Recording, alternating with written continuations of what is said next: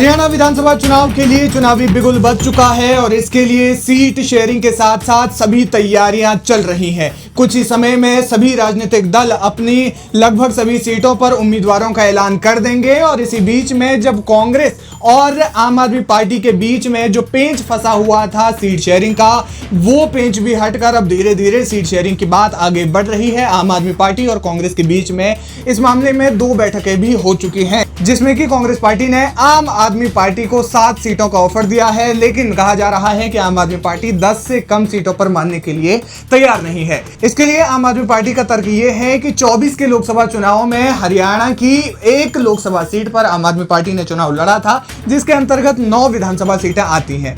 ऐसे में आम आदमी पार्टी कांग्रेस से गठबंधन में सीट शेयरिंग के तहत 10 सीटों की डिमांड कर रही है। हालांकि कांग्रेस ने कहा कि 7 से ज्यादा सीटें देना संभव नहीं है।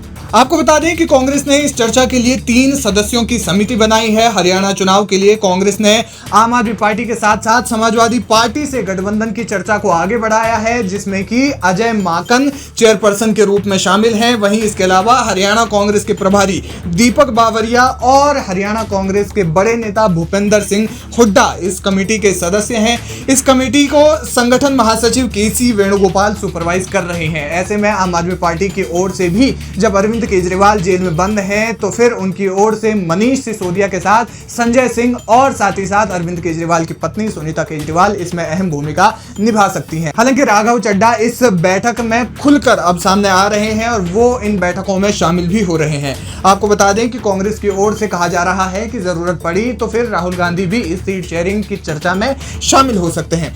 हरियाणा विधानसभा चुनाव को लेकर कांग्रेस 34 सीटों पर उम्मीदवारों के नाम तय कर चुकी है और उनकी अगली लिस्ट भी बहुत जल्दी आ सकती है। ऐसे में अगर सीट शेयरिंग पर चर्चा जल्दी नहीं होती है तो फिर ये गठबंधन के लिए मुश्किलें खड़ी कर सकता है, क्योंकि फिलहाल विपक्षी गठबंधन का एक ही लक्ष्य इस समय नजर आ रहा है, वो है बीजेपी को हरियाणा की सत्ता से उखाड़ना।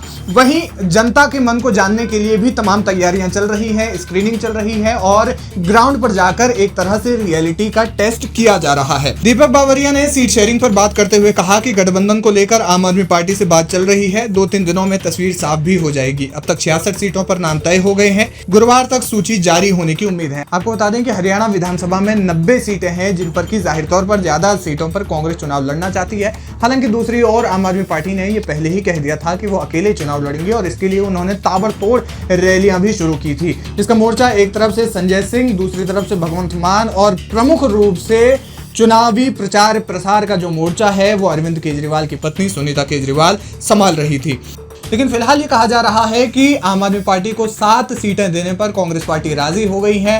अब आम आदमी पार्टी इससे ज्यादा कितनी सीटों की डिमांड करती है, इसकी तस्वीर आने वाली बैठकों के बाद ही साफ हो पाएगी।